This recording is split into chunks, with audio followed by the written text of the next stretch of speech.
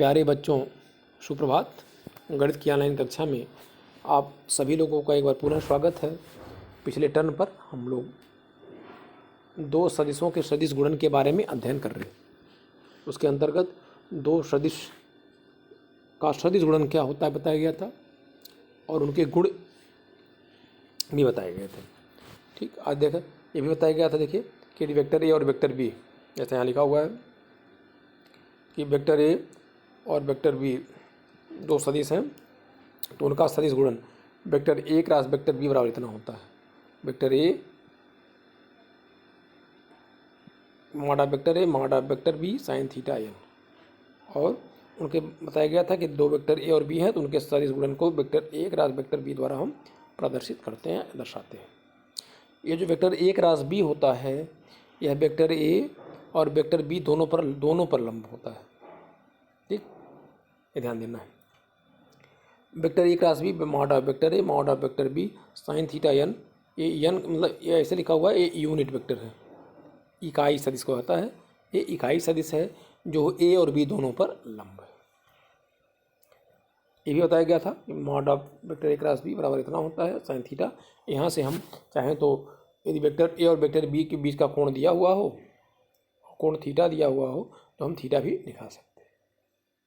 ठीक, अब आता है कि दो सदिशों के सदिश गुणन से संबंधित अनुप्रयोग। इसमें तो तीन चीज़ें हैं। देखा जाए कि सदिश ए और सदिश बी त्रिभुज की दो संलग्न भुजाएं, ध्यान देना है कि संलग्न भुजाएं, जैसे यदि ये बना हुआ है तो ये दोनों एक दूसरे के संलग्न भुजाएं होंगी। मान लीजिए ए बी, तो ए बी ए सी संलग्न भुजा हो जाएगी, या बी ए बी सी संलग्न भुजा होगी, ऐसे सी बी और सी ए संलग्न भुजा हो जाएंगी। तो यदि वेक्टर ए और वेक्टर बी त्रिभुज की संलग्न भुजाओं को निरूपित करते हैं, जैसे यहाँ देखिए वेक्टर ए भुजा बी सी को निरूपित करता है, वेक्टर बी भुजा बी ए को निरूपित करता है, ये दोनों क्या है, संलग्न भुजाएं हैं। तो त्रिभुज ए बी सी का जो क्षेत्रफल होता है डेल्टा बराबर होता है 1/2 mod of A cross B. ठीक, त्रिभुज का क्षेत्रफल ऐसे भी लिखा सकता है। देखिए 1/2 संलग्न भुजा क्या है, देखिए यहाँ पे ए बी ए सी, तो लिखा हुआ है 1/2 mod of vector A B cross A C, या 1/2 mod of B C cross B A, 1/2 C B cross C A हो सकता है। ठीक है, अब vector A B A B, यदि ए की स्थिति सदिश मालूम हो, बी की स्थिति सदिश मालूम हो और सी की स्थिति सदिश मालूम हो, तो हम क्या ज्ञात कर सकते हैं, वेक्टर ए बी ए सी जो बी सी जो भी कहेगा हम ज्ञात कर लेंगे। दूसरा क्या है, दूसरा है कि ए बी सी डी एक समांतर चतुर्भुज। देखिए यदि ए बी सी डी एक समांतर चतुर्भुज है और वेक्टर ए और वेक्टर बी इसकी दो संलग्न भुजाओं को निरूपित करें, दो संलग्न भुजाओं को निरूपित करें, जैसे ए बी वैसे वेक्टर ए और वेक्टर बी समांतर चतुर्भुज की संलग्न भुजाएं हों, तो समांतर चतुर्भुज का क्षेत्रफल डेल्टा बराबर क्या होता है, mod of vector A cross B, mod of vector A cross B. ये ध्यान देना, संलग्न भुजाएं होनी चाहिए। तीसरा है कि माना कि ए बी सी डी एक समांतर चतुर्भुज है और विकर्ण ए सी यहाँ फिगर बना हुआ है, देखिए ए सी को वेक्टर ए द्वारा और विकर्ण बी डी को हम वेक्टर बी द्वारा निरूपित करें, तो त्रिभुज का क्षेत्रफल डेल्टा बराबर 1/2 mod of A C cross B D. A C और बी डी क्या है, वो विकर्ण सदिश, देखिए ए सी और इस तरह से ज्ञात कर लेंगे। तो इसमें तीन चीज़ें आ गई। सदिश गुणन की सहायता से दो वेक्टर के सदिश गुणन का प्रयोग करते हुए त्रिभुज का क्षेत्रफल ज्ञात करना, जबकि दो संलग्न भुजाएं दी हुई हों। समांतर चतुर्भुज का क्षेत्रफल ज्ञात करना, जबकि उसकी दो संलग्न भुजाएं दी हुई हों, या समांतर चतुर्भुज का क्षेत्रफल ज्ञात करना जबकि उसके दोनों विकर्ण दिए हुए हों। एक एग्जाम्पल देखा जाए, और उस त्रिभुज का क्षेत्रफल ज्ञात करिए जिसकी दो आसन्न भुजाएं, संलग्न भुजाएं और आसन्न भुजाएं एक ही हैं, चाहे वो संलग्न कहेगा या आसन्न कहेगा, संलग्न या आसन्न कहेगा, दोनों कई चीज़ें हैं, तो दो दी हुई हैं।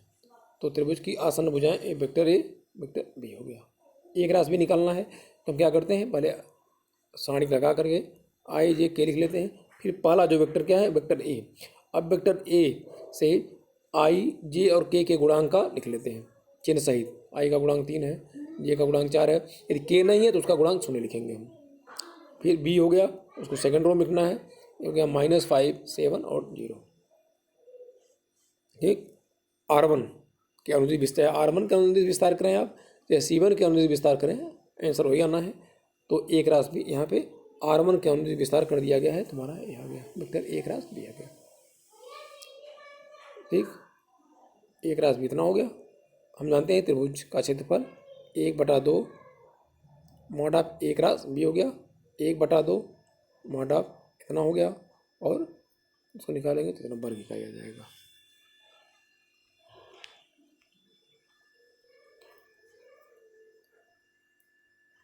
ये प्रश्न NCERT प्रश्नावली 10.4, एक समांतर चतुर्भुज का क्षेत्रफल ज्ञात करिए जिसकी संलग्न भुजाएं सदिश ए और सदिश बी, या केवल यही दे दे कि जिसकी संलग्न भुजाएं इतना है और संलग्न भुजाएं इतना है। तो सबसे पहले इसको हम ए मान लेंगे और इसको क्या मान लेंगे, हम बी मान लेंगे। ठीक, तो हम जानते हैं पहले जो चीज़ दिया हुआ उसको नोट कर लेंगे। समांतर चतुर्भुज की संलग्न भुजाएं वेक्टर ए और वेक्टर बी हो गया। ए क्रॉस बी, आई जे के लिख लिए। ए के गुणांक को चिन्ह सहित, मतलब ए के अंतर्गत आई जे के गुणांक चिन्ह सहित लिख लेंगे। फिर जो बाद में आया उसको थर्ड रो हो जाएगा, फिर उसका विस्तार हम करेंगे तो हमारा ये आ जाएगा। फिर उसका परिमाण ज्ञात कर लिए, एक राशि बी का परिमाण ज्ञात कर लिए। ए अंडर रूट हो जाएगा आई के गुणांक का वर्ग प्लस जे के गुणांक का वर्ग प्लस के गुणांक का वर्ग, निकालेंगे तो 15 कड़ी में 2 वर्ग इकाई आ गया। ठीक है, अगला है उसी प्रश्नावली का 9वां प्रश्न। अभी तक हम लोग जो पढ़े कि त्रिभुज की क्या दी हुई, संलग्न भुजाएं दी हुई है। कभी होता क्या है, अब मान लीजिए देता कि त्रिभुज का क्षेत्रफल ज्ञात करिए जबकि उसके शीर्ष दिए हुए हैं, शीर्ष के निर्देशांक दिया हुआ हो और सदिश गुणन से हमको निकालना है।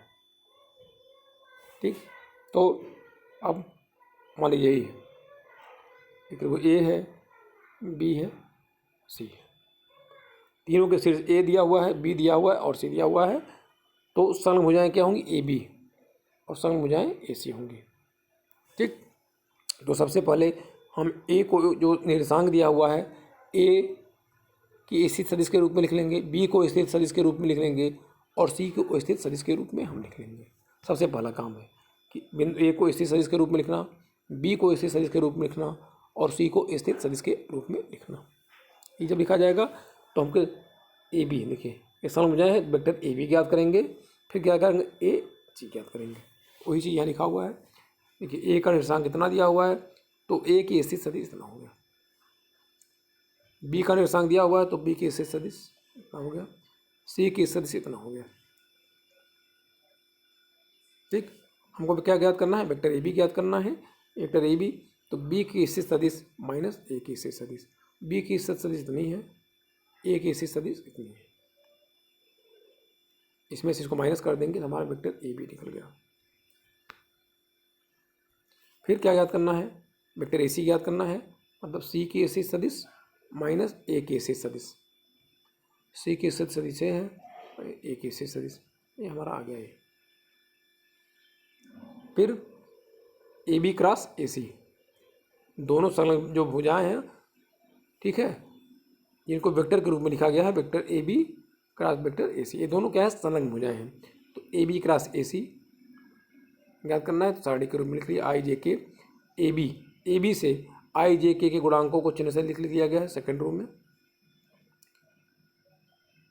ए सी से आई जे के गुणांकों को चिन्ह सहित लिख दिया है थर्ड, उसका विस्तार करेंगे तो हमारा ये आ गया।